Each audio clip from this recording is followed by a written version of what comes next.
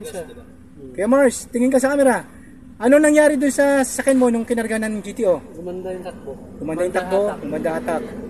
Tapos after noon, mula nung March, huling karga mo. Ha? Last karga mo, March, no? Full treatment. Oo. Ayun, tapos ngayon, ikakarga natin ng enhancer niya. Sige. Enhancer siya ulit ngayon dahil 5,000 kilometers na siya. 10,000 na nga eh. 10,000 kilometers. 10,000 na. Nakalimutan niya magkarga. Kuya, patingin nga nung langis mo. Ano? Maitim pero madulas siya. Pag pinunasan mo siya ng basahan, tanggal agad. Hindi siya yan, kuya. O, punasan mo ng basahan, tingnan mo kung tanggal agad siya.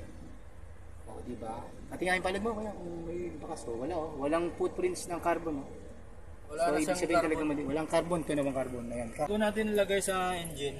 Lagyan mo natin itong dalawang takip yun sa power steering. Power steering, okay. Nakakatulong din yan, pampadulas ng power steering para gumanda lalo.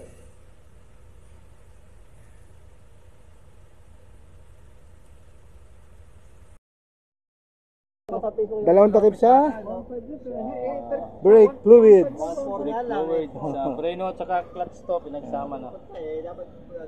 Yeah. So, anti-moist yan. Nakakatulong siya, dudulas yung langis. Mga moisturizing sa tubo nito, Yun. nababawasan siya. Alright. Susunod natin, pull na natin din natin sa ano. Yan. Napatakan na rin yung power steering. Kuya Mars, obserbahan mo yung power steering mo, yung manibela mo kung talagang lumambot ha. Balitaan mo agad si Salde.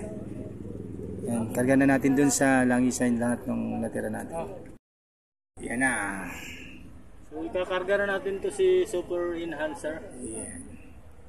Yung mga patay na langis po, siya po yung Bumubuhay. Titreat niya po yung langis at Binubuhay niya po yun 10 times i-enhance better. niya. Yes, 5 to 10 times better. Correct. And after nyan, i-idle natin ng 2 minutes to 3 minutes. And then, revolution natin, 2,000, dire-diretso hanggang pataas hanggang 3,000. Para lalong humalo at gumanda lalo yung langis sa loob ng makina. Yan. Natin para makita natin kung talagang maganda pa ang usok at kung ano ang moy ng usok. Yan.